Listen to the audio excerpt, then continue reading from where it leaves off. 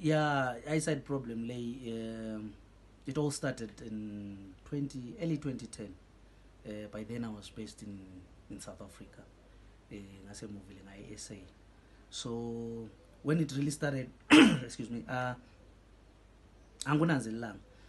But it was just one day nje kuphela ngathi semsebenzini I realized ukuthi no unganimboni what you call inkungu, and but it was hot ukuthi imist ngeke ibe khona. So I asked some of the guys what's happening, because nganimboni inkungu yabona, and they were telling me no, it's all clear skies, awula nkungu la.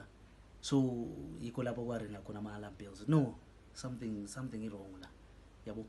So that's when I started running around ngizama ukuthi ngisike lokuzwe medical attention, and ngathi ngibona ama specialist. I was diagnosed in lokuzwe glaucoma. Yeah, that was in 2010. I was diagnosed with glaucoma.